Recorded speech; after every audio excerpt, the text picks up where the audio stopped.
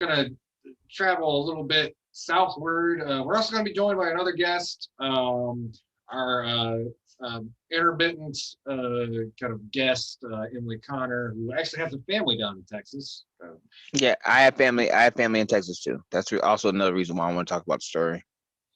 So there's a couple angles of this. At the end of this segment, I'm going to be sharing from an article that talks about mutual aid resources. So if you're concerned about the folks down in Texas, then we've got some resources for you. Before we start with our analysis, I do want to say real quick too. Um, I don't think this is too much of a problem with our listenership because I'd like to hope most of the people who listen to the show are compassionate and class conscious. But I've seen a lot of really deplorable liberal takes online about how like these people somehow deserve it for having a Republican government in their state.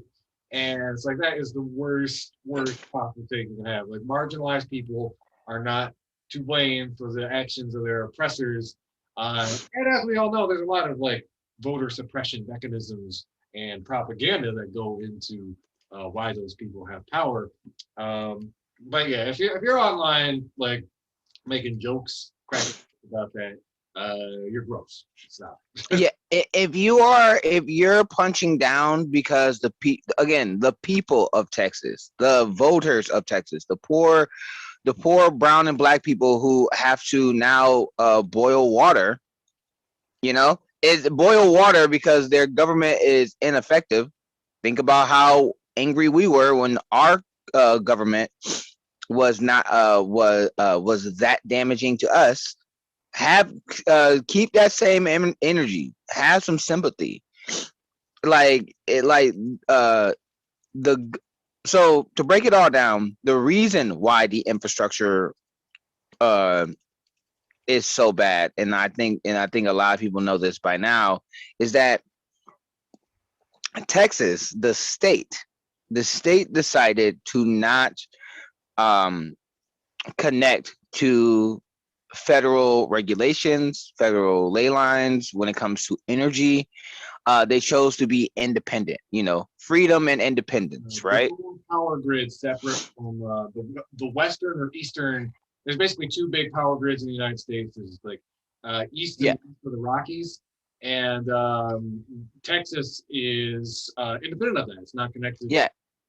either. It's not connected to either one of those. They chose to be independent. Also, they chose to self-regulate, and the one way that they chose to do that is by cutting regulations like insulation of their pipes and other things that you would think the fossil fuel industry, nuclear industry, and gas industry that's in Texas, which are the big three energy industries, would do, just in case a bad storm comes knocking. But they didn't. Mhm. Yep. And, there's even been reports of I think ERCOT is the name of the the power system down there. The rolling blackouts that we've been hearing about. And we'll be talking about those more in depth in a second. Um, there's this very gross profit-driven angle to them. They actually like put out instructions for if the price of the utility gets too high, you engage in these rolling blackouts that have disproportionately affected lower income communities, and certainly not even in the way that they said the rolling blackouts would be done. There's kind of this presentation like, oh, we're going to do this in an equitable fashion. You'll have like 2 hours on, 2 hours off. There's people down there who have had their power cut off for hours and hours. And so both Lawrence and Emily, y'all both mentioned you have family down there. Could you maybe Yeah. just describe like what have they been going through? I don't know, whoever wants to chime in first. Like, what does it look like on the ground when capitalism becomes a disaster in real time? But I have family in the Ninth Ward in Houston, and they told me that their area, uh, like all of downtown's lit up. All of downtown has power, but everything outside of downtown Houston it doesn't have power. and a lot of people, instead of choosing to freeze, like if they had the money, chose to drive downtown and get into the hotels before the hotels filled up, right? Because the hotels downtown still had power, but a lot of people had to stay home. There were people there. Last I reported, over 16 to 18 people have been found dead because either they were trying to use their car to heat up their house, like use their car to heat up their garage, and they died because of exhaust inhalation.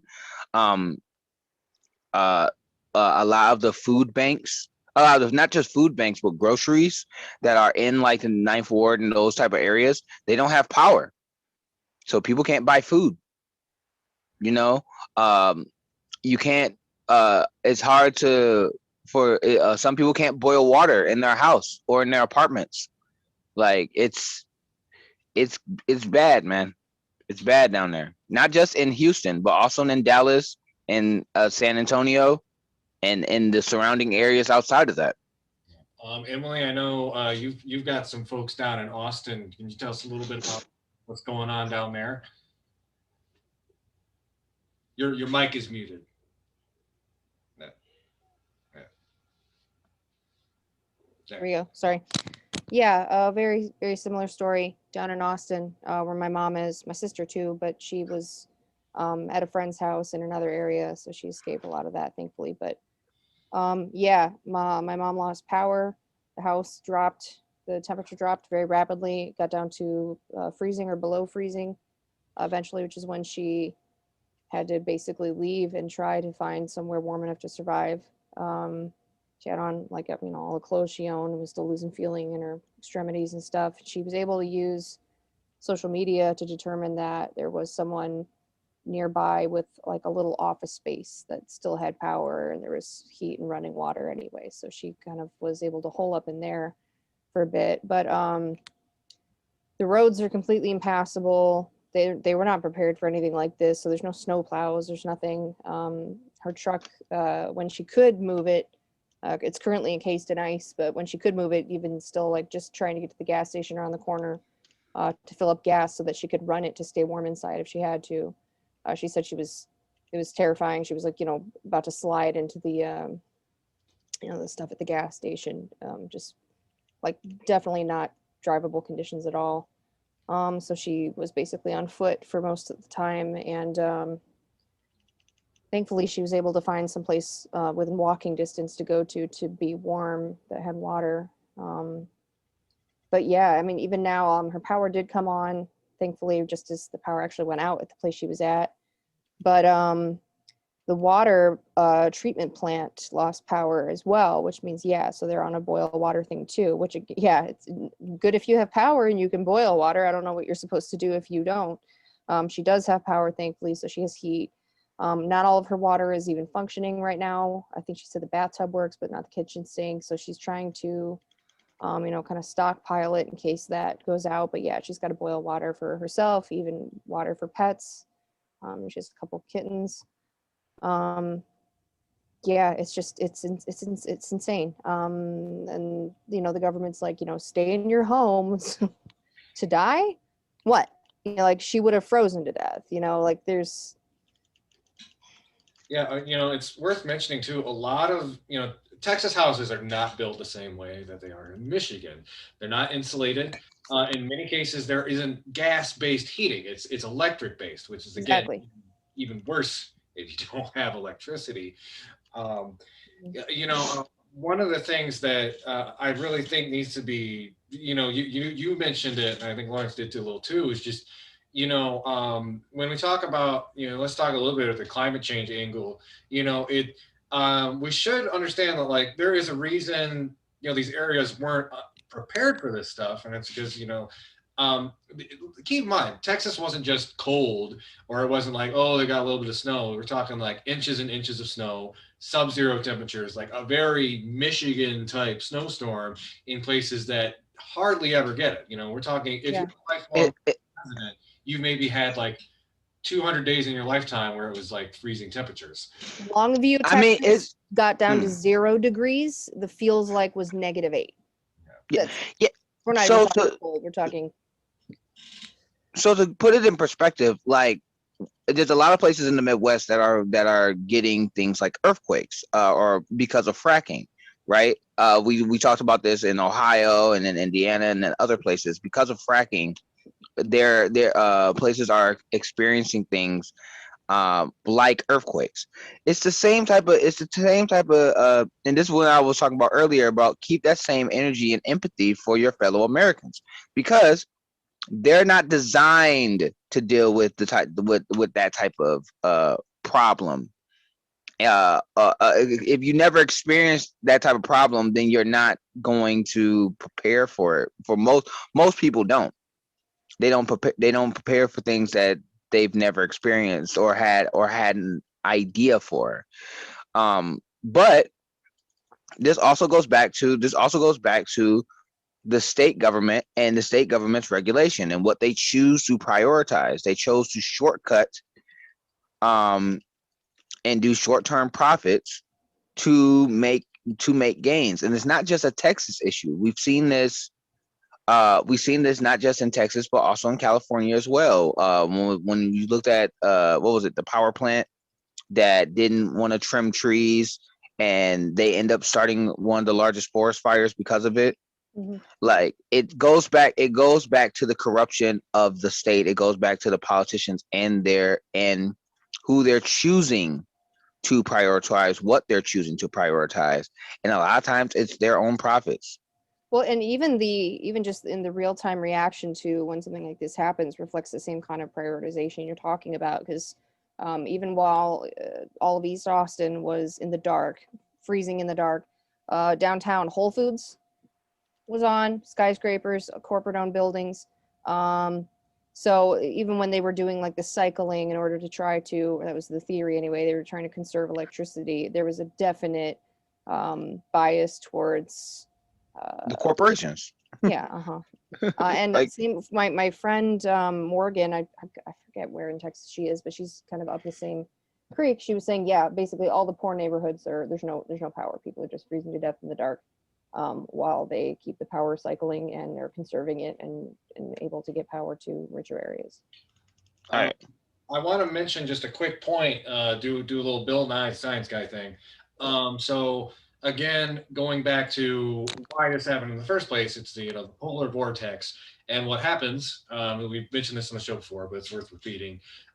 Because temperatures in the Arctic are warmer because of climate change overall, that weakens the jet stream, which means Arctic temperatures coming from higher points in the stratosphere dip down more intensely southward.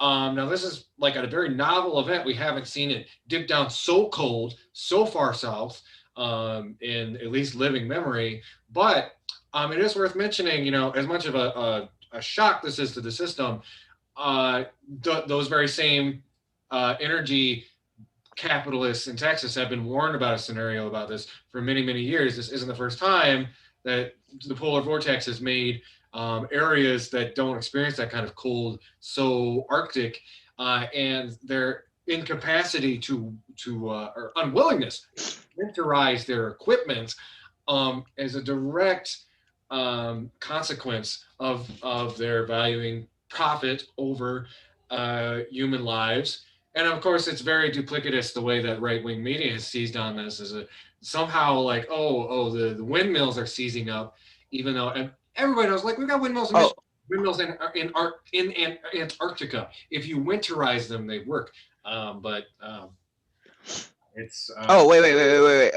If we're gonna talk about the absolute dumb things that Republicans have been saying because of this, I would like to give a shout out to I forgot who the Texas mayor was that said the government does not owe you anything. This is the survival of the fittest. Only the strong will survive. That's literally what one of the governors said in Texas. That was, I believe, the mayor of Columbus City, Texas. Yeah, Is that yeah. the one? That nutcase. Yeah, I forgot his name. I He's forgot the his. ex-mayor now, in fact. And Yeah. I believe his wife was also fired for defending him about it. Yeah. Yeah, So- yeah. The strong will survive, the weak will perish. More blood for the blood god. What did he say? If you don't have No, water, he you said should think outside the box. yeah, he said if you don't have water, if you don't have heat, you should think What? outside the box to provide for your family. The So I'm going. carbon-based life form box, the box where you need hydration. That box. Yeah. So if I'm thinking outside the box, going to his house to stay warm. Yep. Oh yeah. Yep. That's thinking outside the box. Hey, I mean, the strong will survive, right? Like, if I can break into your house and use your water and power and heat to provide for my family, why shouldn't I? According I to mean the rules that's you just laid literally what he advocated for, right? pretty much. So like I said, I want to give a shout out to that jack off because that was one of the most tone deaf and idiotic takes I've heard from a governor. But that is absolutely Republican ideology 101. Yeah. It is Republican ideology 101, and it shows you that your representatives, that those representatives in Texas do not care about the American people. Now, again, and the only reason why, and this is also the only reason why I'm bringing up California, because Gavin Newsom, when what was it, BP&E failed to do what they needed to do and end up causing the forest fire, Gavin Newsom bailed them out. He bailed out the plant that caused the forest fire in the first place. So again, it's bipartisan when it comes to how our politicians will fail us to save the profits of their donors. I just want to make a slight correction there. What did I say? Columbus City? It's Colorado City, Texas. Yeah. His name is Tim Boyd. Pour one out for the ex-mayor of Colorado City, Tim Boyd, an absolute stain upon the face of humankind. Yeah, pour one on his house, as you pour one in his house. Yeah, it is funny though, because it's another case of this trend of like older politicians not really realizing the impact of what they do on the internet, or that they can literally destroy their own careers with like the touch of a button, because they don't get it. But also, yeah, this is what they all think of you. This is the rugged individualism that Republicans, not just Republicans as you stated, it's Democrats too, but like that's literally what he was talking about. Like, we don't owe you anything. You're entitled if you think that the service that you pay for and rely on and are utterly incapable of making up for yourself from scratch on the fly, you're not entitled to that. That's just, you shouldn't depend on that to stay alive. Libertarianism at its finest. Oh, and that also reminds me. Please tell me y'all saw the Ted Cruz story. Oh, yes. Well, I want to say which one, because it's Ted Cruz talking about, but yes. Okay. So because we're talking about Texas, I also wanted to give a shout out to Ted Cruz, who threw his children and wife under the bus for going to Cancun because of the winter storm warning. Remember, this is Ted Cruz, who celebrated when Donald Trump talked about how Mexicans and people who are Latinos like him, are criminals and rapists. He did not condone it when Trump said it, but his family went to Cancun for a week because of the winter storm. They planned it. So instead of trying to figure out how to get people's power back on in his state, he went on vacation. Yeah. And then when questioned about it, threw his family under the bus. He needed to personally escort his family to Cancun, probably because of all of the dangerous rapists and oh people. yeah, exactly. Oh man, that story. Bravely scampered away to Mexico to escape the storm after. Yeah, that story made me tinkle. That story made me laugh in so many ways. Like, I was like, oh, Ted. Although, I mean, the question could be raised: was he trying to escape the winter storm, or was he just trying to like hide until his hair grows back in from whatever that was? Oh, I think he was trying to find a way to lick Donald Trump's boots from another country. Like I think yeah, I think he was trying to see if he could pull the fadeaway jumper. All right, y'all. We've got about 12 minutes or so left on the show. I'm gonna leave space. Anybody has like final thoughts on what's going on in Texas? I do want to bring up. There's this article. We're gonna post it in the show notes. It's going down as a list of autonomous mutual aid groups that are on the ground in Texas right now.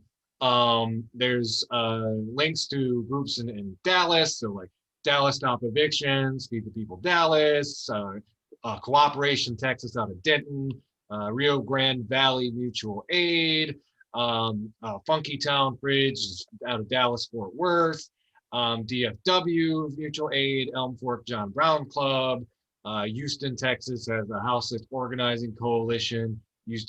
There's basically all the big cities in Texas have these links. We're going to post them in the show notes. If you want to help the people of Texas more than Ted Cruz or the mayor of Colorado, Texas, we have links for you to find those mutual aid groups doing that work.